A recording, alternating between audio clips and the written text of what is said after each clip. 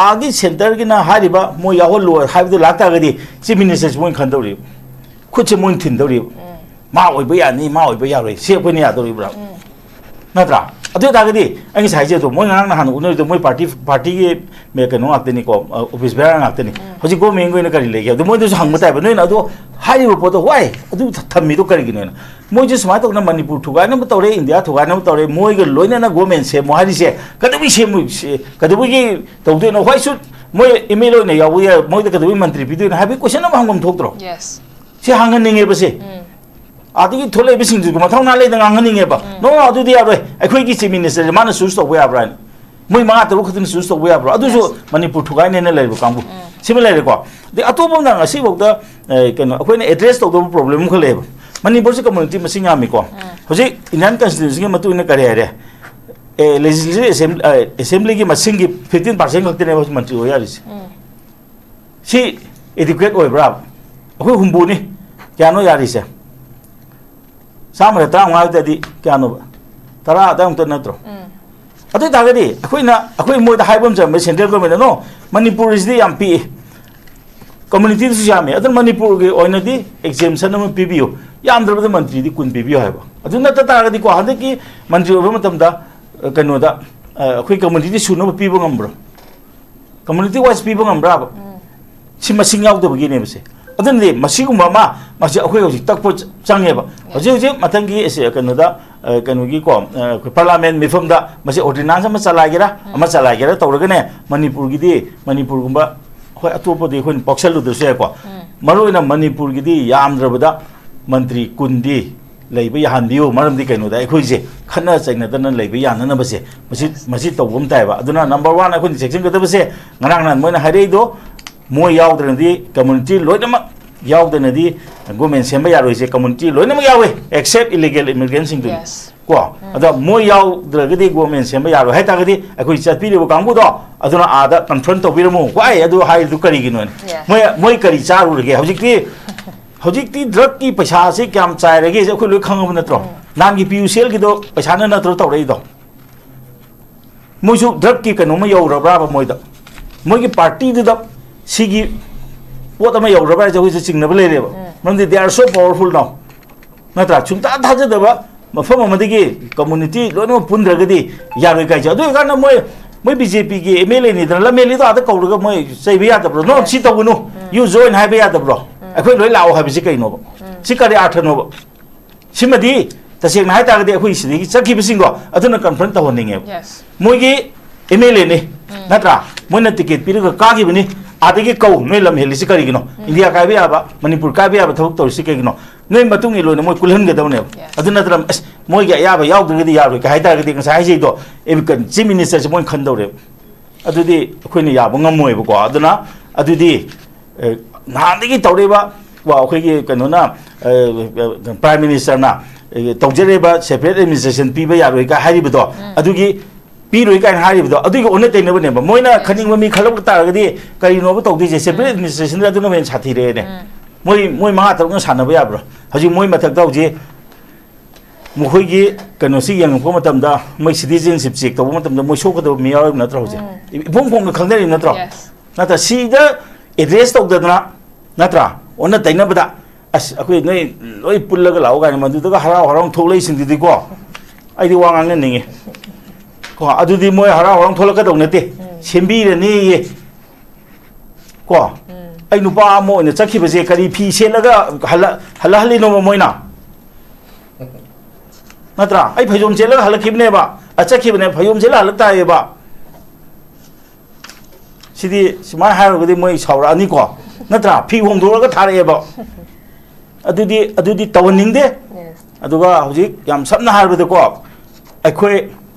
होय पॉलिटिक्स अमा तौबा हाबसे हांदोन जे लेबा ताय अदु सिदगिदि आई खोंखोम हलो हाबसे सिमदि लेगदबनी अदुगा मरोइना मखोयगी को ऑर्गेनाइजेशन पुबा जनरल सेक्रेटरी अमा दि मोयगी पार्टी फंक्शनरी न को नोय लोय लाओ कायना तौबुदि को लाफम थोकते नोयना कौ मोय तरा से कौ वारा उ मोदि इलीगल इमिग्रेंट यावरबनी को कायना हाइबा म चंगेबको अदुदि को गवर्नमेंट सेमसु याय सेमद्रुसु याय दरकार लेदे गवर्नमेंट माय सेमजरकनी दुगा अखोयगी मरक सिदा को यामने मुन्नरदी को आजे ꯑꯩꯈꯣꯏ ꯃꯨꯟꯅꯔꯗꯤ ꯌꯣꯡꯅ ꯇꯟ ꯌꯦꯟꯕ ꯍꯥꯏꯗꯅ ꯑꯝꯇ ꯐꯪꯍꯧꯔꯣꯏ ꯀꯣ ꯑꯗ ꯃꯤ ꯑꯥꯗꯒꯤ ꯑꯃ ꯊꯥꯡꯖꯤꯜꯂꯛꯀꯅꯤ ꯀꯣ ꯁꯤ ꯑꯣꯏꯍꯜꯂꯁꯤꯀꯣ ꯍꯥꯏꯕ ꯑꯃ ꯊꯥꯡꯖꯤꯜꯂꯛꯀꯅꯤ ꯅꯣꯏ ꯌꯥꯅꯤꯡꯒꯗ꯭ꯔꯕ ꯑꯗꯩ ꯑꯩ ꯃꯣꯏ ꯑꯦꯝ ꯑꯦꯜ ꯑꯦꯁꯨ ꯅꯣꯏ ꯌꯥꯅꯤꯡꯕ꯭ꯔꯥ ꯁꯤꯅ ꯍꯥꯏꯅ ꯃꯣꯏ ꯑꯃꯍꯦꯛꯇ ꯈꯜꯂꯛꯄ ꯌꯥꯏ ꯑꯗꯨ ꯌꯥꯕ꯭ꯔꯥꯕ ꯑꯗꯨꯒꯤ ꯄꯣꯠꯇꯨ ꯇꯝꯃꯣ ꯉꯁꯥꯏꯒꯤ ꯑꯩꯈꯣꯏꯒꯤ ꯑꯦꯝ ꯑꯦꯜ ꯑꯦꯁꯤꯡꯅ ꯃꯣꯏꯒꯤ ꯀꯨꯀꯤꯒꯤ ꯄꯥꯎꯂꯦꯅ ꯍꯧꯈꯤꯕ ꯍꯥꯏꯕ꯭ꯔꯥ ꯀꯩꯅꯣ ꯌꯥꯝꯅ ꯑꯩꯈꯣꯏ ꯂꯃꯟ ꯈꯨꯝꯕꯅ ꯌꯥꯝ ꯉꯥꯡꯉꯤ ꯅꯤꯄꯥꯗꯣ ꯃꯥ ꯁꯦꯝ ꯍꯥꯞꯄ ꯇꯥꯔꯒꯗꯤ ꯑꯩꯈꯣꯏ ꯑꯦꯝ ꯑꯦꯜ ꯑꯦꯁꯤꯡ ꯌꯥꯗꯣꯔꯤꯕ꯭ꯔꯥꯕ ꯃꯥꯅꯦ ꯑꯩꯈꯣꯏ ꯀꯣꯏꯁꯟꯁꯦ ꯃꯥꯗ ꯅꯠꯇ꯭ꯔꯒ ꯃꯥꯅ ꯑꯃ ꯈꯜꯂꯣꯕ ꯍꯧꯖꯤꯛ ꯑꯩꯈꯣꯏ ꯈꯟꯅꯕ ꯌꯥꯏꯕꯀꯣ ꯉꯁꯥꯏ ꯌꯥꯝ ꯀꯟꯅ ꯉꯥꯡꯗꯕꯕꯨꯗꯤ ꯂꯩꯌꯦꯕꯀꯣ ꯄꯨꯂꯤꯁ ꯀꯟꯅ ꯉꯥꯡꯗꯦ ꯑꯗꯩꯀꯣ ꯑꯗꯒꯤ ꯅꯦꯝꯆꯥꯛꯀꯤ ꯀꯟꯅ ꯉꯥꯡꯖꯗꯦ ꯑꯗꯒꯤ ꯀꯣ ꯑꯩꯈꯣꯏꯒꯤ ꯀꯩꯅꯣꯗꯒꯤ ꯀꯤꯝꯅꯤꯌꯣ ꯍꯧꯀꯤ ꯀꯟꯅ ꯉꯥꯡꯗꯦ ꯑꯗꯨ ꯅꯦꯝꯆꯥꯛꯀꯤ ꯅꯨꯄꯥꯁꯤ ꯀꯩꯅꯣꯝꯅꯦ ꯍꯥꯏꯔꯦ ꯀꯤꯝꯅꯤꯌꯣꯒꯤꯁꯨ ꯅꯨꯄꯥꯗꯣ ꯀꯩꯅꯣꯝꯃꯅꯤ ꯍꯥꯏꯔꯦ ꯑꯗ ꯃꯣꯏ ꯑꯅꯤꯁꯤꯃꯨꯛꯇ ꯄꯤꯕ ꯌꯥꯕ꯭ꯔꯥꯕ ꯑꯩꯈꯣꯏ ꯑꯗꯨ ꯅꯠꯇ꯭ꯔꯒꯅ ꯑꯩꯈꯣꯏ ꯑꯦꯟ ꯄꯤ ꯑꯦꯐꯇꯒꯤ ꯑꯃꯨꯛ ꯋꯥꯏꯔꯒ ꯑꯣꯏꯍꯟꯕ ꯇꯥꯕ ꯑꯗꯨꯗꯤ ꯀꯣꯂꯤꯁꯟ ꯙꯔꯃꯗꯗꯤ ꯀꯩꯅꯣꯅ ꯃꯥꯏꯅꯣꯔꯤꯇꯤꯅ ꯄꯥꯏꯕꯁꯤꯗꯤ ꯎꯄꯥꯏ ꯂꯩꯇ꯭ꯔꯀꯥꯟꯗ ꯄꯤꯕ ꯋꯥꯅꯤ ꯍꯧꯖꯤꯛ ꯕꯤ ꯖꯦ ꯄꯤꯅ ꯃꯦꯖꯣꯔꯤꯇꯤ ꯁꯨꯔꯤꯉꯩꯗꯗꯤ ꯃꯗꯨ ꯄꯤꯐꯝ ꯊꯣꯛꯇꯦꯕꯀꯣ ꯑꯗꯨꯅ ꯑꯥꯗ ꯏꯀꯣꯟ ꯀꯣꯟꯅ ꯃꯅꯤꯄꯨꯔꯗ ꯒꯣꯔꯃꯦꯟ ꯁꯦꯝꯕ ꯃꯇꯝꯗ ꯀꯝꯃꯨꯅꯤꯇꯤ ꯂꯣꯏꯅꯃꯛ ꯌꯥꯎꯒꯗꯕꯅꯤ ꯍꯥꯏꯕꯁꯤ ꯑꯥꯗꯒꯤ ꯁꯤꯜꯂꯛꯑꯒ ꯇꯧꯗꯗꯅ ꯑꯩꯈꯣꯏꯗ ꯅꯝꯁꯤꯜꯂꯛꯄ ꯇꯥꯔꯒꯗꯤ ꯅꯍꯥꯟꯈꯩ ꯇꯧꯔꯤꯕ ꯄꯣꯠꯁꯤꯗꯤ ꯑꯇꯩꯅ ꯅꯠꯇ꯭ꯔꯦ ꯒꯣꯔꯃꯦꯟꯅ ꯅꯠꯇꯦ ꯁꯤꯗꯤ ꯃꯣꯏꯒꯤ ꯄꯥꯔꯇꯤꯒꯤ ꯐꯪꯁꯟꯅꯔꯤꯅꯅꯦ ꯍꯥꯏꯕꯁꯦ ꯍꯥꯏꯔꯤꯕ ꯃꯔꯝꯁꯤ ꯂꯩꯔꯤꯕꯀꯣ ꯂꯩꯕ꯭ꯔꯥꯕ ꯑꯗꯨꯅꯗꯤ ꯃꯣꯏꯅ ꯁꯣꯏꯗꯅ ꯍꯥꯏꯕ ꯑꯣꯏꯔꯝꯕꯁꯨ ꯌꯥꯏ ꯅꯠꯇ꯭ꯔꯒ ꯄꯥꯎꯁꯤ ꯂꯥꯟꯅ ꯇꯝꯃꯝꯕꯁꯨ ꯌꯥꯏ ꯑꯗꯨꯅ ꯄꯥꯎꯁꯦ ꯄꯥꯎ ꯇꯝꯕꯗ ꯅꯠꯇ꯭ꯔꯥꯕ ꯁꯣꯏꯅꯔꯤꯁꯦ ꯅꯠꯇ꯭ꯔꯥ ꯉꯁꯥꯏꯒꯤ ꯀꯩꯅꯣꯒꯤ ꯑꯃꯦꯔꯤꯀꯥꯟ ꯋꯥꯔ ꯑꯣꯐ ꯏꯟꯗꯤꯄꯦꯟꯗꯦꯟꯁꯁꯨ ꯑꯔꯥꯟꯕ ꯄꯥꯎ ꯑꯃꯅ ꯍꯧꯒꯦ ꯍꯥꯏꯔꯤꯕꯅꯤ ꯅꯠꯇ꯭ꯔꯥ ꯂꯥꯟ ꯉꯝꯃꯀꯥꯟꯗ ꯉꯁꯥꯏ ꯑꯩꯒꯤ ꯁꯒꯣꯜ ꯏꯟꯖꯜꯂꯛꯏꯗꯣ ꯀꯅꯥꯅꯣꯅ ꯊꯤꯅꯔꯤꯅꯦꯕ ꯅꯠꯇ꯭ꯔꯥ ꯁꯦ ꯑꯣꯖꯥ ꯇꯣꯝꯆꯥꯗ ꯂꯥꯛꯆꯒꯦ ꯑꯣꯖꯥ ꯑꯩꯈꯣꯏꯒꯤ ꯑꯦꯝ ꯑꯦꯜ ꯑꯦꯁꯤꯡꯒ ꯁꯃꯤꯠ ꯄꯇ꯭ꯔꯥ ꯑꯃꯗꯤ ꯕꯤ ꯑꯦꯜ ꯁꯟꯇꯣꯁ ꯎꯅꯈꯤꯕ ꯃꯇꯝꯗ ꯃꯈꯣꯏ ꯑꯅꯤꯅ ꯑꯩꯈꯣꯏꯒꯤ ꯑꯦꯁꯨꯔꯦꯟꯁ ꯑꯃꯈꯛ ꯄꯤꯔꯛꯈꯤ ꯑꯩꯈꯣꯏꯒꯤ ꯄꯣꯄꯨꯂꯔ ꯒꯚꯔꯟꯃꯦꯟꯁꯦ ꯑꯩꯈꯣꯏꯒꯤ ꯁꯥꯡꯊꯔꯔꯣꯏ ꯑꯗꯨꯅ ꯌꯥꯝꯅ ꯊꯨꯅ ꯄꯣꯄꯨꯂꯔ ꯉꯥꯛꯄꯤꯒꯅꯤ ꯑꯩꯈꯣꯏꯒꯤ ꯄꯤ ꯑꯥꯔꯁꯦ ꯁꯥꯡꯊꯔꯔꯣꯏ ꯌꯥꯝꯅ ꯊꯨꯅ ꯄꯣꯄꯨꯂꯔ ꯒꯚꯔꯟꯃꯦꯟ ꯑꯃꯈꯛ ꯁꯦꯝꯅꯕꯒꯤ ꯁ꯭ꯇꯦꯞꯁꯤꯡꯁꯨ ꯂꯧꯈꯠꯂꯛꯑꯅꯤ ꯍꯥꯏꯕꯒꯤ ꯄꯣꯠ ꯑꯃꯈꯛ ꯊꯥꯖꯕ ꯄꯤꯔꯛꯈꯤ ꯍꯥꯏꯅ ꯃꯈꯣꯏꯅꯁꯨ ꯊꯣꯛꯂꯛꯑꯀꯥꯟꯗ ꯄ꯭ꯔꯦꯁ ꯕ꯭ꯔꯤꯐꯤꯡ ꯄꯤꯕ ꯃꯇꯝꯗꯁꯨ ꯑꯩꯈꯣꯏꯒꯤ ꯐꯣꯡꯗꯣꯛꯈꯤꯕꯁꯨ ꯑꯗꯨꯃꯛ ꯂꯩꯔꯕꯅꯤ ꯃꯇꯥꯡꯁꯤꯗ ꯂꯥꯛꯆꯅꯤꯡꯉꯤꯕꯁꯦ ꯃꯃꯥꯡꯗꯁꯨ ꯁꯨꯃꯥꯏꯅ ꯄꯣꯄꯨꯂꯔ ꯒꯚꯔꯟꯃꯦꯟ ꯁꯦꯝꯃꯒꯅꯤ ꯍꯥꯏꯕꯒꯤ ꯊꯥꯖꯕꯁꯤ ꯃꯌꯥꯝꯅ ꯄꯤꯈ꯭ꯔꯦ ꯑꯗꯨꯕꯨ ꯁꯦꯝꯗꯅ ꯂꯥꯛꯈꯤꯕ ꯉꯥꯛꯇꯅꯤ ꯍꯟꯗꯛꯀꯤꯁꯤꯗꯤ ꯀꯗꯥꯏ ꯐꯥꯎꯕ ꯑꯃꯗ ꯁꯨꯡꯁꯣꯏ ꯁꯣꯏꯗꯅ ꯁꯦꯝꯃꯛꯀꯅꯤ ꯍꯥꯏꯕꯒꯤ ꯑꯦꯛꯁꯄꯦꯛꯇꯦꯁꯟ ꯑꯃꯈꯛ ꯂꯩꯕꯤꯕ꯭ꯔꯥ ꯀꯃꯥꯏꯅ ꯊꯝꯕꯤꯅꯤꯡꯉꯤ ꯃꯁꯤꯒꯤ ꯃꯇꯥꯡꯗ ꯑꯩꯅ ꯍꯥꯏꯖꯅꯤꯡꯕꯁꯤ ꯍꯧꯖꯤꯛ ꯃꯊꯪꯒꯤ ꯏꯂꯦꯛꯁꯟꯁꯤ 2027ꯗꯅꯤ 2027 ꯍꯥꯏꯕꯁꯤ ꯆꯍꯤ ꯑꯃꯒ ꯈꯔꯗ ꯉꯥꯏꯁꯜꯂꯛꯑꯦ ꯍꯟꯗꯛꯀꯤ ꯁꯥꯡꯗꯣꯛꯏꯕ ꯄꯤ ꯑꯥꯔꯁꯤ ꯐꯦꯕ꯭ꯔꯨꯋꯥꯔꯤ ꯐꯥꯎꯅꯤ ꯑꯩꯈꯣꯏꯅ ꯈꯪꯒꯗꯕꯗꯤ ꯃꯊꯪꯒꯤ ꯏꯂꯦꯛꯁꯟ ꯇꯧꯒꯗꯕ ꯊꯥ 6ꯃꯨꯛꯇ ꯉꯥꯏꯁꯜꯂꯛꯄ ꯃꯇꯝꯗꯗꯤ ꯑꯍꯥꯡꯕ ꯐꯝꯐꯥꯎ ꯃꯦꯟꯁꯤꯟ ꯅꯠꯇꯦ ꯃꯔꯝꯗꯤ ꯀꯩꯅꯣꯗ ꯄꯔꯄꯁ ꯁꯥꯞ ꯇꯧꯗꯦꯅꯀꯣ ꯑꯗꯨꯅ ꯍꯧꯖꯤꯛ ꯌꯥꯝ ꯁꯝꯅ ꯍꯥꯏꯔꯕꯗ ꯉꯁꯥꯏꯒꯤ ꯌꯥꯝ ꯑꯊꯨꯕꯗ ꯒꯣꯔꯃꯦꯟꯁꯦ ꯁꯦꯝꯍꯧꯗ꯭ꯔꯒꯗꯤ ꯒꯣꯔꯃꯦꯟꯁꯦ ꯁꯦꯝꯕ ꯌꯥꯗꯕꯒꯤꯀꯣ ꯃꯇꯥꯡ ꯑꯃ ꯂꯥꯛꯄꯁꯨ ꯌꯥꯏ ꯑꯗꯨꯅ ꯑꯩꯅ ꯁꯨꯝ ꯄꯥꯕ ꯃꯇꯝꯗꯗꯤ ꯃꯁꯤ ꯃꯣꯏꯅꯗꯤ ꯅꯕꯦꯝꯕꯔ ꯍꯥꯏ ꯑꯗꯨꯒ ꯑꯩ ꯈ꯭ꯔꯤꯁꯃꯥꯁꯀꯤ ꯃꯌꯥ ꯁ꯭ꯋꯥꯏꯗꯀꯣ ꯃꯅꯤꯡ ꯃꯃꯥꯡ ꯁ꯭ꯋꯥꯏꯗꯗꯤ ꯑꯩ ꯃꯣꯏꯁꯦ ꯁꯦꯝꯅꯕ ꯀꯟꯅ ꯍꯣꯠꯅꯔꯛꯀꯗ꯭ꯔꯥ ꯍꯥꯏꯅ ꯈꯜꯂꯦ ꯃꯔꯝꯗꯤ ꯀꯩꯅꯣꯗ ꯍꯧꯖꯤꯛ ꯃꯣꯏꯅ ꯅꯍꯥꯟ ꯆꯠꯂꯨꯕꯗ ꯌꯥꯝ ꯀꯟꯅ ꯀꯟꯗꯤꯁꯟ ꯑꯃ ꯌꯥꯝ ꯗꯔꯀꯥꯔ ꯂꯩꯔꯤꯁꯦ ꯀꯩꯅꯣ ꯍꯥꯏꯕ ꯃꯇꯝꯗ ꯑꯩꯈꯣꯏꯒꯤ ꯃꯅꯤꯄꯨꯔꯗ ꯂꯩꯔꯤꯕ ꯀꯝꯃꯨꯅꯤꯇꯤ ꯂꯣꯏꯅꯃꯛꯁꯦ ꯃꯁꯤ ꯄꯨꯜꯂꯒ ꯀꯟꯁꯦꯟꯁꯁ ꯑꯃ ꯂꯥꯛꯄꯒꯤ ꯋꯥꯐꯝ ꯑꯃꯈꯛ ꯂꯥꯛꯏꯕ ꯑꯗꯣ ꯃꯁꯤ ꯂꯥꯛꯄ ꯍꯥꯏꯕꯁꯤ ꯉꯁꯥꯏꯒꯤ ꯍꯦꯛꯇ ꯉꯁꯤ ꯑꯩꯈꯣꯏ ꯃꯌꯥꯝ ꯌꯥꯅꯔꯤꯁꯤꯀꯣ ꯍꯥꯏꯅ ꯍꯦꯛꯇ ꯌꯥꯅꯒꯗꯕ ꯅꯠꯇꯦꯕ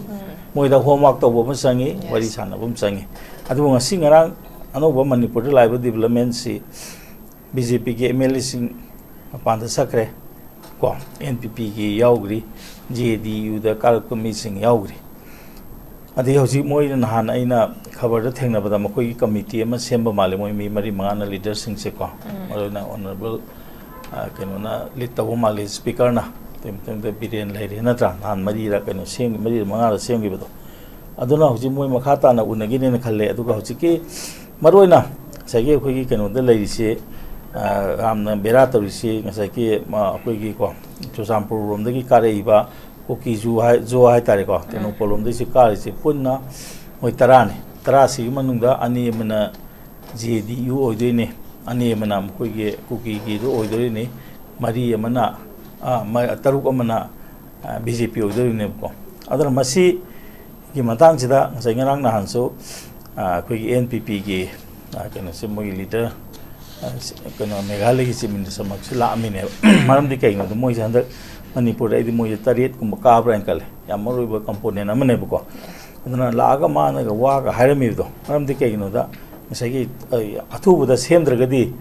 ꯁꯦꯝꯃꯨꯕꯒꯤ ꯀꯥꯟꯅꯔꯣꯏꯗꯕ ꯑꯗꯒꯤ ꯁꯦꯝꯕ ꯌꯥꯗꯕꯒꯤ ꯃꯇꯥꯡꯁꯨ ꯑꯩꯅ ꯉꯁꯥꯏ ꯍꯥꯏꯖꯕꯗꯨꯀꯣ ꯅꯛꯁꯜꯂꯛꯑꯒꯗꯤ ꯌꯥꯔꯣꯏꯗꯣꯔꯤꯅꯦꯕ ꯊꯥ ꯇꯔꯥꯒꯤꯗꯃꯛꯇꯗꯤ ꯀꯩꯗꯧꯕꯒꯤ ꯑꯩꯈꯣꯏ should there be government for only 10 months ꯅꯠꯇ꯭ꯔꯥ ꯑꯗꯨꯅ ꯁꯤꯒꯨꯝꯕꯒꯤ ꯄꯣꯠꯁꯤ ꯂꯥꯛꯄꯅꯤꯅ ꯑꯗꯒꯤ ꯑꯃꯅ ꯑꯃꯨꯛ ꯁꯣꯝ ꯅꯥꯀꯟꯗ ꯉꯁꯥꯏꯒꯤ ꯃꯣꯏꯒꯤ ꯑꯩꯅ ꯁꯨꯝ ꯎꯕ ꯃꯇꯝꯗ ꯃꯈꯣꯏ ꯁꯣꯝꯗ ꯇꯝꯄꯥꯛꯀꯤ ꯅꯠꯇ꯭ꯔꯒ ꯑꯩꯈꯣꯏꯒꯤ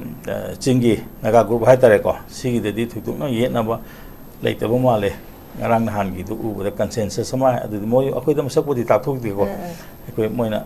ꯂꯤꯗꯔ ꯑꯃꯅ ꯑꯗꯨꯝ ꯌꯥꯔꯦ ꯍꯥꯏꯕ ꯄꯣꯠ ꯑꯃ ꯑꯗꯨꯅ ꯍꯧꯖꯤꯛ ꯑꯁꯣꯝ ꯅꯥꯀꯟꯗ ꯂꯩꯔꯤꯕ ꯉꯁꯥꯏꯒꯤ ꯂꯩꯍꯧꯔꯤꯕ ꯀꯥꯡꯕꯨꯁꯦ ꯑꯁꯤꯗꯩꯗ ꯂꯣꯏꯅꯃꯛꯅ ꯌꯥꯗ꯭ꯔꯒꯁꯨ ꯑꯩꯈꯣꯏ 5ꯗꯤ ꯌꯥꯎꯔꯅꯤ ꯅꯠꯇ꯭ꯔꯒ ꯑꯩꯈꯣꯏ 3ꯗꯤ ꯌꯥꯎꯔꯅꯤ ꯍꯥꯏꯔꯒꯁꯨ ꯑꯗꯨꯝ ꯌꯥꯗꯣꯔꯤꯅꯦꯕ ꯃꯔꯝꯗꯤ ꯀꯩꯅꯣꯗ 100ꯗꯗꯤ ꯀꯩꯁꯨ ꯃꯣꯏ ꯑꯦꯇꯦꯝ ꯇꯧꯔꯝꯃꯣꯏꯕ ꯑꯗꯨꯅ ꯃꯣꯏꯁꯤꯡꯗꯨꯅ ꯉꯁꯥꯏꯒꯤ ꯑꯥꯗ ꯇꯧꯔꯤꯕ ꯃꯤꯇꯤꯡ ꯑꯗꯒꯤ ꯃꯣꯏ ꯀꯅꯥꯒꯤ ꯂꯤꯗꯔꯁꯤꯞꯀꯤ ꯃꯈꯥꯗ ꯃꯣꯏ ꯆꯪꯒꯗꯒꯦ ꯀꯥꯏꯅ ꯑꯩꯈꯣꯏꯁꯨ ꯈꯔ ꯌꯦꯡꯕ ꯑꯃ ꯆꯪꯉꯦꯕꯀꯣ ꯑꯗꯨꯅ ꯇꯁꯦꯡꯅ ꯍꯥꯏꯇꯥꯔꯒꯗꯤ ꯑꯩꯈꯣꯏꯅ ꯁꯨꯝ ꯎꯕ ꯃꯇꯝꯗ ꯑꯩꯈꯣꯏ ꯀꯟꯁꯦꯟꯁꯁ ꯆꯤꯐ ꯃꯤꯅꯤꯁꯇꯔ ꯀꯦꯟꯗꯤꯗꯦꯠ ꯍꯥꯏꯇꯥꯔꯒꯗꯤ ꯑꯩꯅ ꯁꯨꯝ ꯈꯟꯕ ꯃꯇꯝꯗ BJPꯒꯤ ꯃꯅꯨꯡꯗ ꯁꯣꯏꯗꯅ ꯂꯥꯛꯀꯗꯕ꯭ꯔꯥꯅ ꯈꯜꯂꯤ ꯑꯗꯨꯕꯨ ꯉꯁꯥꯏꯒꯤ BJPꯒꯤ ꯃꯅꯨꯡꯗꯗꯤ ꯀꯅꯥ ꯀꯥꯏ ꯑꯅꯝꯕꯅ ꯀꯩꯅꯣ ꯉꯥꯛꯇꯅꯤꯀꯣ ꯍꯧꯖꯤꯛꯀꯤ ꯀꯨꯀꯤꯖꯣꯒꯤ 6 ꯑꯃ ꯂꯩꯊꯣꯛꯈ꯭ꯔꯦ ꯑꯗꯒꯤ ꯃꯩꯇꯩ ꯍꯥꯏꯇꯥꯔꯦꯀꯣ ꯁꯤꯒꯤ ꯃꯌꯥꯝ ꯑꯃ ꯂꯩꯔꯦ ꯑꯗꯒꯤ ꯍꯧꯖꯤꯛ ꯅ꯭ꯌꯨꯇ꯭ꯔꯦꯜ ꯑꯣꯏꯅ ꯑꯃꯁꯨ ꯌꯥꯒꯗꯕꯁꯦ ꯀꯅꯥ ꯇꯥꯒꯦ ꯍꯥꯏꯕ ꯃꯇꯝꯗ ꯅꯨꯡꯕꯥꯗ ꯀꯥꯔꯛꯏꯕ ꯗꯤꯄꯨꯁꯤ ꯇꯥꯏꯌꯦꯕ ꯑꯗꯨ ꯗꯤꯄꯨꯁꯤꯗ ꯃꯣꯏꯅ ꯄꯤꯔꯛꯀꯗꯧꯔꯤꯕ ꯖꯥꯠꯂꯥ ꯇꯁꯦꯡꯅ ꯍꯥꯏꯇꯥꯔꯒꯗꯤꯀꯣ ꯑꯗꯨ ꯅꯠꯇ꯭ꯔꯒꯅ ꯀꯩꯅꯣꯗꯒꯤ ꯑꯇꯣꯞꯄ ꯄꯥꯔꯇꯤ ꯑꯃꯗꯒꯤ ꯇꯧꯔꯒ ꯑꯩꯈꯣꯏꯒꯤ ꯅꯥꯒꯥꯒꯨꯝꯕ ꯑꯃꯗ ꯅꯠꯇ꯭ꯔꯥ ꯆꯤꯐ ꯃꯤꯅꯤꯁꯇꯔ ꯑꯣꯏꯍꯜꯂꯁꯤ ꯀꯥꯏꯅ ꯍꯥꯏꯕ ꯂꯥꯛꯀꯗ꯭ꯔꯥ ꯑꯗꯨ ꯑꯣꯏꯇꯥꯔꯒꯗꯤ ꯁꯤ ꯌꯦꯠꯅꯔꯣꯏꯗꯣꯏꯅꯦꯕ ꯃꯔꯝꯗꯤ ꯑꯗꯨ ꯅꯠꯇ꯭ꯔꯒꯅ ꯑꯩꯈꯣꯏꯒꯤ ꯃꯤꯇꯩꯒꯤ ꯃꯔꯛꯇ ꯑꯗꯨꯗꯅ ꯌꯥꯝ ꯁꯥꯊꯤꯅꯔꯛꯏꯁꯦ ꯑꯩꯈꯣꯏꯒꯤ ꯃꯔꯛꯇꯗꯤ ꯃꯥꯅ ꯑꯣꯏꯗꯣꯏ ꯁꯔꯨꯛꯄꯨꯗꯤ ꯑꯩꯈꯣꯏ ꯑꯣꯏꯗꯕ ꯐꯩ ꯀꯅꯥꯝꯇ ꯑꯣꯏꯗꯕ ꯃꯤꯉꯣꯟꯗ ꯄꯤꯊꯣꯛꯈꯤꯕꯅ ꯐꯩ ꯍꯥꯏꯕꯒꯤ ꯋꯥꯈꯜ ꯑꯃ ꯂꯥꯛꯅꯔꯒꯗꯤ ꯐꯠꯇꯕ ꯂꯥꯛꯀꯗꯣꯏꯅꯦꯕꯀꯣ ꯑꯗꯨꯕꯨ ꯃꯁꯤꯗꯤ ꯃꯈꯣꯏꯒꯤ ꯄꯥꯔꯇꯤꯒꯤ ꯑꯣꯏꯕ ꯋꯥꯅꯤ ꯑꯗꯨꯅ ꯍꯧꯖꯤꯛ ꯀꯟꯁꯦꯟꯁꯁ ꯄꯨꯅꯔꯛꯄ ꯃꯇꯝꯗ ꯂꯤꯗꯔ ꯀꯅꯥꯅ ꯑꯣꯏꯒꯗꯣꯏꯅꯣ ꯁꯤ ꯌꯥꯝ ꯃꯔꯨꯑꯣꯏꯕ ꯄꯣꯠ ꯑꯃ ꯑꯣꯏꯔꯛꯀꯅꯦꯕ ꯃꯁꯤ ꯃꯣꯏ ꯌꯥꯝ ꯊꯨꯅ ꯆꯪꯁꯤꯟꯕ ꯑꯃ ꯃꯊꯧ ꯇꯥꯏꯌꯦꯕ ꯑꯗꯨ ꯅꯠꯇ ꯇꯥꯔꯒꯗꯤ ꯉꯁꯥꯏ ꯑꯩꯅ ꯍꯥꯏꯖꯔꯤꯗꯣ ꯑꯗꯨꯒ ꯇꯁꯦꯡꯅ ꯑꯥꯗꯒꯤ ꯇꯧꯔꯛꯄ ꯃꯇꯝꯗꯗꯤ ꯍꯧꯖꯤꯛꯇꯤ ꯏꯔꯥꯡꯁꯤꯗꯤꯀꯣ ꯅꯣꯔꯃꯦꯜꯁꯤꯒꯤ ꯂꯥꯏꯟꯗꯗꯤ ꯌꯥꯝ ꯂꯥꯛꯏꯅꯤ ꯅꯣꯔꯃꯦꯜꯁꯤ ꯂꯥꯛꯏꯕꯁꯤ ꯌꯥꯝ ꯊꯨꯅ ꯂꯥꯛꯍꯟꯕ ꯑꯃ ꯆꯪꯉꯤ ꯉꯁꯥꯏꯒꯤ ꯑꯩꯈꯣꯏꯅ ꯅꯍꯥꯟꯒ ꯍꯥꯏꯕꯀꯣ IDPꯒꯤ IDPꯁꯤꯗ ꯂꯣꯏꯅꯃꯛ ꯇꯧꯔꯨꯗ ꯇꯥꯔꯒꯁꯨ ꯃꯣꯔꯦꯁꯤꯗꯤ ꯌꯥꯝ ꯂꯥꯏꯅ ꯀꯟꯇ꯭ꯔꯣꯜ ꯇꯧꯕ ꯌꯥꯒꯗ꯭ꯔꯥꯅ ꯈꯟꯕ ꯃꯐꯝꯅꯤ ꯃꯔꯝꯗꯤ ꯀꯩꯅꯣꯗ ꯑꯩꯈꯣꯏꯒꯤ ꯍꯧꯖꯤꯛ ꯆꯞ ꯆꯥꯅ ꯁ꯭ꯇꯦꯠꯀꯤ ꯐꯣꯔꯁ ꯑꯗꯨꯝ ꯂꯦꯡꯗꯅ ꯂꯩꯖꯔꯤꯕ ꯍꯥꯟꯅ ꯑꯗꯨꯃꯥꯏꯅ ꯇꯧꯗꯅ ꯉꯁꯥꯏꯒꯤ ꯅꯣꯔꯃꯦꯂꯥꯏꯁ ꯄꯨꯔꯛꯅꯕ ꯍꯣꯠꯅꯕꯁꯦ ꯑꯗꯨ ꯃꯁꯤꯃꯛꯁꯤ ꯀꯩꯅꯣ ꯃꯣꯏꯔꯣꯝꯗꯤ ꯑꯁꯣꯝ ꯅꯥꯀꯟꯒꯤ ꯁꯥꯏꯠꯇꯒꯤꯀꯣ ꯉꯁꯥꯏꯒꯤ ꯃꯣꯏꯔꯣꯝꯒꯤꯁꯨ ꯍꯧꯖꯤꯛꯇꯤ ꯋꯥꯈꯜ ꯈꯟꯕ ꯐꯔꯦ ꯃꯔꯝꯗꯤ ꯀꯩꯅꯣ ꯃꯣꯏꯅ ꯇꯥꯜꯂꯤꯕ ꯁꯦꯄꯔꯦꯠ ꯑꯦꯗꯃꯤꯅꯤꯁꯇ꯭ꯔꯦꯁꯟ ꯁꯨꯡꯄꯤ ꯄꯤꯔꯣ ꯍꯥꯏꯔꯕꯅꯤꯅ ꯃꯣꯏꯁꯨ ꯀꯥꯟꯅꯗ꯭ꯔꯦꯕ ꯃꯣꯏꯁꯨ ꯑꯗꯨꯗ ꯑꯗꯨꯝ ꯃꯣꯏꯅ ꯑꯗꯨꯗ ꯉꯪꯗꯅ ꯂꯩꯒꯗꯕꯗꯨ ꯀꯥꯟꯅꯗ꯭ꯔꯦ ꯑꯗꯒꯤ ꯃꯈꯣꯏꯒꯤ ꯑꯩꯈꯣꯏꯅ ꯑꯗꯨꯝ ꯅꯩꯅꯕꯗ ꯍꯟꯖꯤꯟ ꯍꯥꯏꯔꯤꯗꯨꯅꯤ ꯃꯣꯏꯅꯕꯨ ꯇꯧꯔꯗꯤ ꯌꯥꯔꯅꯤꯅ ꯍꯥꯏꯈꯤꯕ ꯃꯈꯣꯏꯒꯤ ꯁꯨꯒꯤ ꯂꯤꯗꯔꯁꯤꯡꯗꯣ ꯍꯧꯖꯤꯛ ꯇꯣꯛ ꯇꯧꯈ꯭ꯔꯕꯅꯤ ꯅꯠꯇ꯭ꯔꯥ ꯑꯅꯧꯕ ꯀꯩꯅꯣ ꯑꯃ ꯁꯨ ꯑꯃ ꯃꯣꯏ ꯁꯣꯏ ꯇꯧꯈ꯭ꯔꯕꯅꯦꯕ ꯑꯅꯧꯕ ꯁꯨꯗꯨꯗ ꯍꯧꯖꯤꯛꯀꯤ ꯃꯣꯏꯒꯤ ꯄꯣꯠꯇꯨ ꯂꯩꯇ꯭ꯔꯦ ꯃꯅꯤꯄꯨꯔ ꯀꯥꯏꯕ ꯌꯥꯔꯣꯏ ꯍꯥꯏꯕꯁꯤꯃ ꯂꯩꯈ꯭ꯔꯦ ꯑꯗꯒꯤ ꯁꯤ ꯂꯩꯈ꯭ꯔꯕꯅꯤꯅ ꯃꯈꯥ ꯇꯥꯅ ꯃꯣꯏ ꯃꯅꯤꯄꯨꯔ ꯊꯨꯒꯥꯏꯕꯒꯤ ꯋꯥꯐꯝꯁꯦ ꯃꯣꯏ ꯉꯥꯡꯉꯨꯕꯒꯤꯗꯤ ꯑꯥꯔꯊꯗꯤ ꯊꯣꯛꯇ꯭ꯔꯕꯅꯦꯕꯀꯣ ꯑꯗꯨꯅ ꯃꯁꯤ ꯌꯥꯝ ꯊꯨꯅ ꯀꯩꯅꯣꯁꯤ ꯇꯧꯔꯒ ꯉꯁꯥꯏꯒꯤꯀꯣ ꯍꯧꯖꯤꯛ ꯃꯈꯥꯗ ꯂꯩꯊꯧꯔꯤ ꯃꯣꯏꯅ ꯍꯥꯏꯕꯗ JP ꯅꯗꯥ ꯎꯅꯈꯤꯅꯦꯕ꯭ꯔꯥ ꯀꯩꯅꯣꯝ ꯍꯥꯏꯀꯣ ꯑꯗꯨꯅ ꯃꯁꯤꯗꯤ ꯑꯣꯟꯒꯣꯌꯤꯡ ꯄ꯭ꯔꯣꯁꯦꯁ ꯑꯃ ꯑꯣꯏꯕꯅꯤꯅ ꯉꯁꯥꯏꯒꯤꯀꯣ ꯑꯩꯈꯣꯏꯅ ꯌꯦꯡꯕ ꯇꯥꯏ ꯑꯗꯒꯤ ꯉꯔꯥꯡ ꯀꯩꯅꯣꯁꯦ ꯑꯩꯈꯣꯏꯒꯤ NPPꯒꯤ ꯃꯥꯏꯀꯩꯗꯒꯤꯗꯤ ꯉꯁꯥꯏꯒꯤ ꯃꯣꯏꯅ ꯍꯥꯏꯔꯤꯁꯤ ꯃꯣꯏ ꯏꯪꯒꯤꯠ ꯑꯃ ꯄꯤꯔꯝꯃꯦ ꯑꯩꯈꯣꯏ ꯍꯥꯟꯅ ꯑꯩꯈꯣꯏꯒꯤ ꯀꯩꯅꯣꯁꯦ ꯀꯩꯅꯣ ꯇꯧꯕꯁꯦ ꯑꯩꯈꯣꯏ ꯋꯤꯗ꯭ꯔꯣ ꯇꯧꯕꯁꯤ ꯍꯥꯟꯅꯒꯤ ꯂꯩꯕ ꯆꯤꯐ ꯃꯤꯅꯤꯁꯇꯔꯃꯛꯁꯨ ꯍꯥꯏꯗꯣꯏꯅꯦ ꯆꯤꯐ ꯃꯤꯅꯤꯁꯇꯔꯒꯤ ꯁ꯭ꯇꯥꯏꯜ ꯑꯣꯐ ꯐꯪꯁꯅꯤꯡꯗꯣ ꯑꯩꯈꯣꯏ ꯌꯥꯅꯤꯡꯗꯗꯅ ꯇꯧꯕꯅꯦꯅ ꯁ꯭ꯇꯥꯏꯜ ꯑꯣꯐ ꯐꯪꯁꯅꯤꯡ ꯍꯣꯡꯗꯣꯛꯑꯒꯗꯤ ꯌꯥꯗꯧꯔꯤꯕ꯭ꯔꯥ ꯍꯥꯏꯕꯒꯤ ꯄꯣꯠ ꯑꯃꯁꯨ ꯂꯩꯌꯦꯕꯀꯣ ꯍꯥꯏꯗꯤ ꯃꯤꯁꯦ ꯃꯥꯅꯕꯨ ꯑꯣꯏꯔꯒꯗꯤ ꯑꯩꯈꯣꯏ ꯁꯨꯡꯌꯥ ꯌꯥꯗꯦ ꯍꯥꯏꯕꯃꯛꯇꯤ ꯅꯍꯥꯟ ꯍꯥꯏꯔꯝꯗꯦ ꯃꯥꯅ ꯍꯥꯏꯕ ꯋꯥꯍꯩꯁꯦ ꯃꯥꯒꯤ ꯁ꯭ꯇꯥꯏꯜ ꯑꯣꯐ ꯐꯪꯁꯅꯤꯡꯗꯣ ꯌꯥꯅꯤꯡꯗꯗꯅ ꯑꯩꯈꯣꯏ ꯀꯩꯅꯣ ꯋꯤꯗ꯭ꯔꯣ ꯁꯞꯄꯣꯔꯠ ꯇꯧꯕꯅꯦ ꯑꯩꯈꯣꯏ NDAꯗꯒꯤꯗꯤ ꯁꯞꯄꯣꯔꯠ ꯇꯧꯗꯦꯅ ꯍꯥꯏꯕ ꯃꯣꯏꯁꯨꯀꯣ ꯑꯗꯨꯅ ꯏꯪꯒꯤꯠꯁꯦ ꯑꯗꯨꯃꯥꯏꯅ ꯃꯊꯪ ꯄꯤꯅꯔꯦ ꯑꯗꯩ JDU ꯀꯥꯡꯕꯨꯒꯤꯁꯤꯗꯤ ꯁꯨꯃꯥꯏꯅ ꯇꯧꯗꯅ ꯉꯁꯥꯏ ꯃꯣꯏ ꯕꯤꯍꯥꯔꯗꯕꯨꯗꯤ ꯃꯣꯏ ꯏꯂꯦꯛꯁꯟ ꯇꯧꯔꯤꯀꯣ ꯑꯗꯣ JDUꯒꯤ MLA 3 ꯑꯣꯏꯔꯝꯒꯅꯤꯀꯣ ꯀꯥꯔꯤꯁꯦ ꯑꯅꯝꯕꯗꯤ ꯆꯣꯡꯊꯣꯛ ꯆꯣꯡꯁꯤꯟꯁꯨ ꯇꯧꯔꯦ ꯑꯗꯨ ꯑꯣꯏꯇꯥꯔꯒꯁꯨ ꯃꯈꯣꯏꯒꯤꯁꯨ ꯀꯝꯄꯦꯌꯔ ꯑꯣꯏꯕ ꯄꯣꯠ ꯑꯃꯗꯤ ꯑꯩꯈꯣꯏ ꯎꯗ꯭ꯔꯒꯁꯨ ꯃꯣꯏ ꯁꯞꯄꯣꯔꯠ ꯇꯧꯅꯤ ꯍꯥꯏꯕꯒꯤ ꯄꯣꯠꯇꯤ ꯑꯩꯈꯣꯏꯗꯁꯨ ꯑꯗꯨꯝ ꯊꯥꯖꯕ ꯂꯩ ꯃꯔꯝꯗꯤ ꯀꯩꯅꯣꯗ JDU ꯑꯅꯤ ꯀꯩꯅꯣꯗ ꯌꯥꯎꯔꯤꯕꯅꯦꯕ ꯍꯧꯖꯤꯛ ꯀꯩꯅꯣꯗ ꯀꯨꯀꯤꯖꯣꯒꯤ ꯃꯔꯛꯇ ꯀꯩꯅꯣꯅꯦ ꯁꯅꯥꯇꯦ 55 ꯃꯨꯛꯅꯦ 58 ꯆꯨꯔꯆꯥꯟꯄꯨꯔ LN ꯈꯣꯛꯇꯦꯃꯛꯁꯤ ꯌꯥꯎꯔꯤꯅꯦꯕ ꯃꯣꯏ ꯇꯁꯦꯡꯅ JDU ꯑꯣꯏꯅ ꯂꯩꯔꯤꯕꯅꯤꯅ ꯑꯩꯈꯣꯏꯗꯤ ꯒꯣꯔꯃꯦꯟ ꯁꯞꯄꯣꯔꯠ ꯇꯧꯅꯤ ꯍꯥꯏꯇꯥꯔꯒꯗꯤ ꯀꯝꯃꯨꯅꯤꯇꯤ ꯂꯣꯏꯅꯃꯛꯁꯦ ꯑꯗꯨꯝ ꯔꯤꯄ꯭ꯔꯖꯦꯟ ꯇꯧꯕꯒꯤ ꯚꯥꯕ ꯑꯃꯗꯤ ꯂꯥꯛꯏꯕꯀꯣ ꯑꯗꯨꯅ ꯃꯁꯤꯗ ꯌꯥꯝ ꯍꯩꯁꯤꯡꯅ ꯆꯠꯄ ꯗꯤꯄ꯭ꯂꯣꯃꯦꯁꯤ ꯑꯃ ꯆꯪꯉꯦꯕꯀꯣ ꯑꯗꯨꯅꯗꯤ ꯃꯁꯤꯒꯤ ꯃꯌꯥꯝꯁꯦ 9 ꯊꯣꯛꯅ ꯈꯟꯅꯔꯕ ꯃꯇꯨꯡꯗ ꯂꯩꯍꯧꯒꯗꯧꯔꯤꯕ ꯒꯣꯔꯃꯦꯟꯒꯤ ꯇꯦꯅꯤꯌꯔꯁꯦ ꯁꯥꯡꯗ꯭ꯔꯦ ꯅꯠꯇ꯭ꯔꯥ ꯆꯍꯤ ꯑꯃꯒ ꯈꯔ ꯃꯉꯥꯏꯔꯦ ꯍꯧꯖꯤꯛ ꯅꯠꯇ꯭ꯔꯥ ꯍꯧꯖꯤꯛ anh ngài hay giờ cái December mong đã Christmas cái mong đã làm xong là để mọi ở sau này cái điều Christian là năm mỗi bên này na sẽ cái Christmas cái khu đô rồi na ngài cái quả cái bên này pura government sẽ hà này cái elected government sẽ handle lấy cái này tụi mình pi này nó muốn là bồi ta cái đi ngài cái hồi cái lấy đi ngài cái nó cái sanate cái elom khúc tế cái sẽ maru ơi thì cái top mà mấy cái gì cookie cái mấy cái party mà cái đấy sẽ amma di cycle de ne natra cycle de kare se ma se han gi man chu ba adu gi masan pi ro ma le uza ko kari hockey ba ke no to ngam tang hockey gi masan pi ne ma ji thado wo ne sa to ri ba kai sa thado ni sa ta ga di ma thado ge ba to han wi se nam lo ka ne ko aduna si gi mayam ma le ri ma si yam lu po ne aduna hoji apina to ma tam da di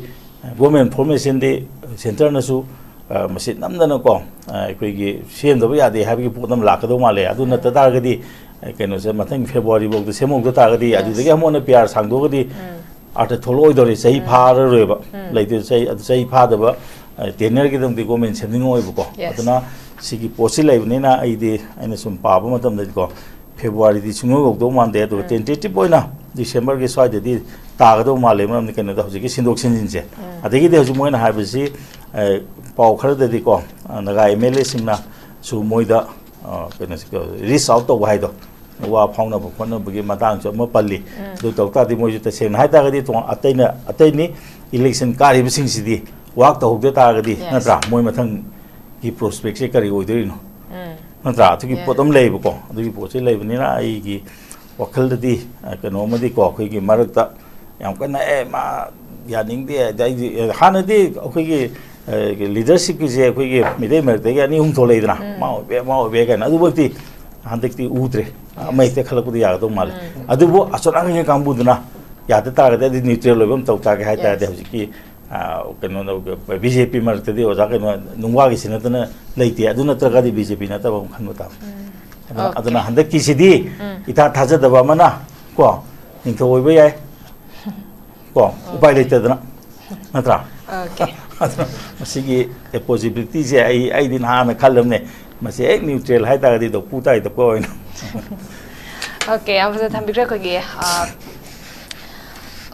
popular government se ko gi handagi presidential February da loi ga da se masibob ki mamang de ko yam semak pa ya ba gi possibility am khakti lei ha ba fam dani ai mathang se ja tom sa da la se ge akoi mamang da ko gi government le kan da praja mayam na mu koi government se thabok phajana tawdre duna presidential thambiro na mu presidential se thame presidential thamaga na mu presidential dagi expectation tarom bado madu walak paduna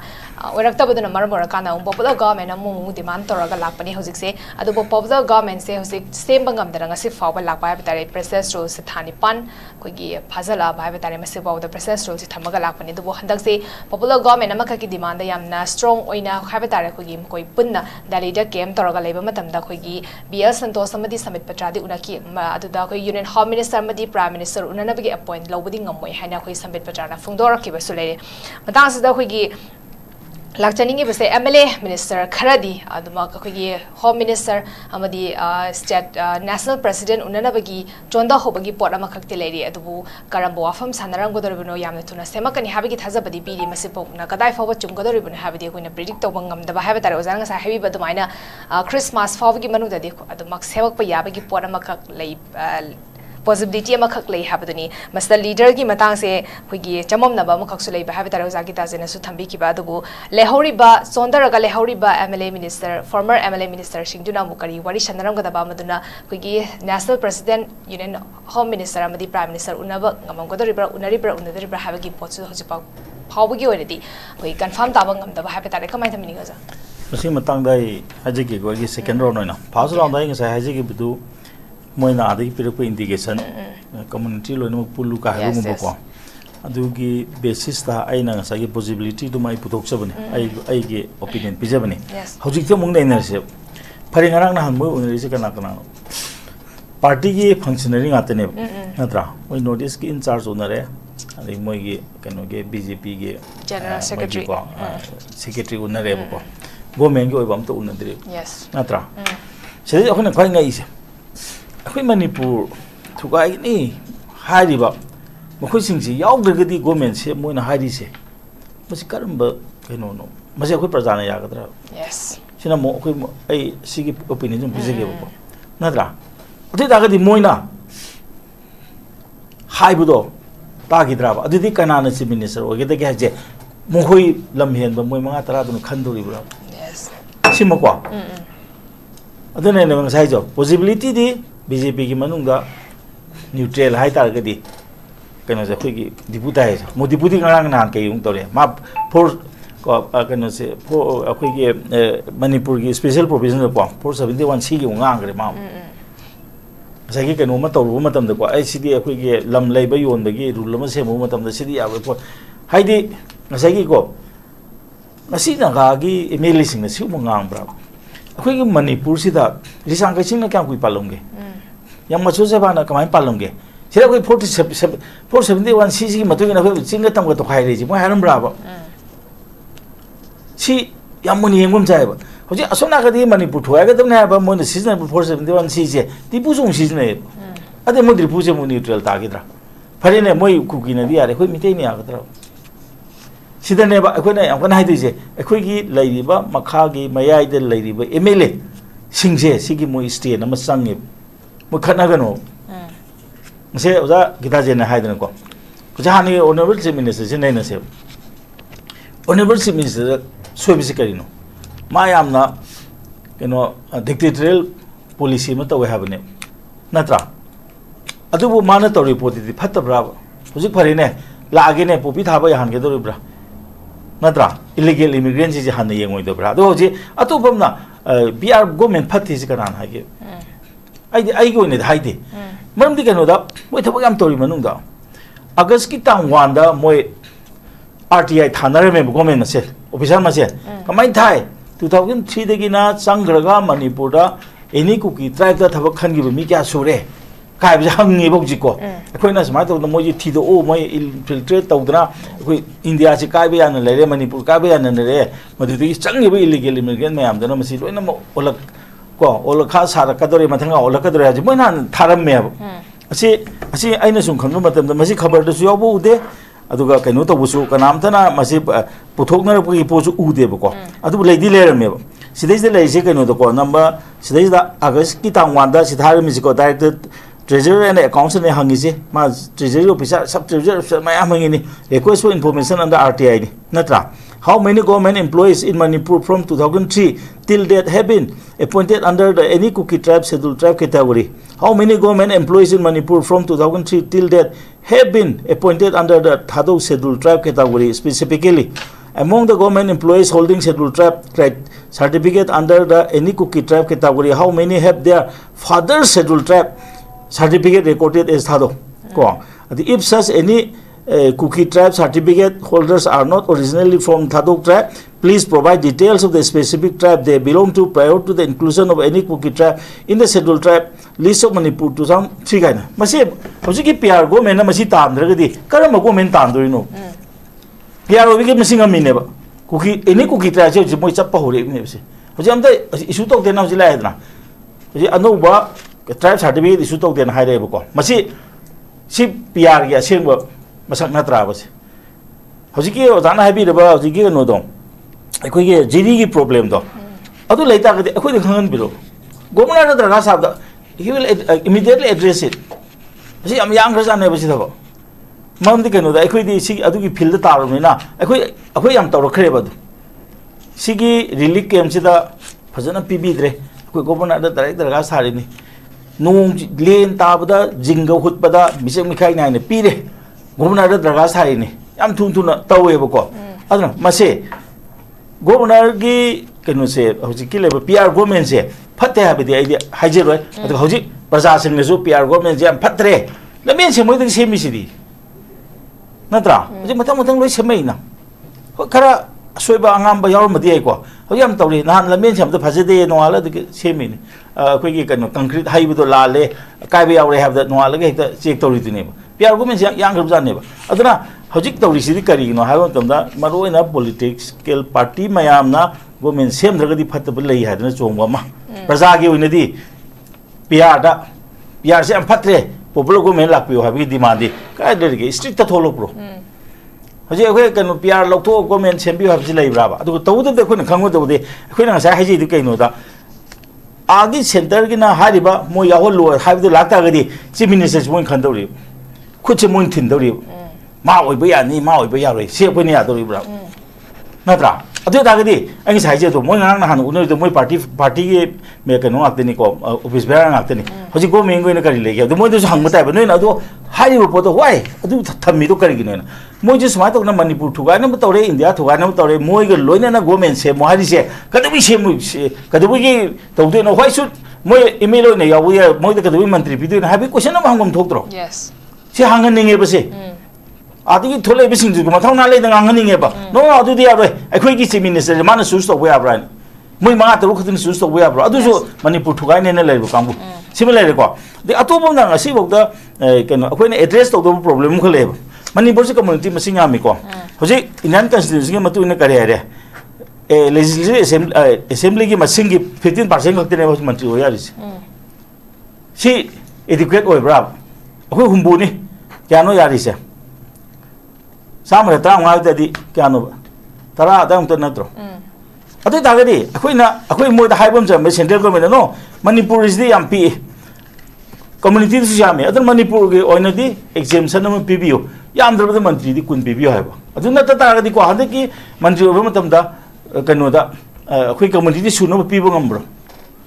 community wise पिबो ngambra सि मसिंग यावदबगी ने बसे अदनदे मसिगुम्बा मा मासे अखोइ होजि तकपो चांगेबा होजि होजि मतंगी एसे कनोदा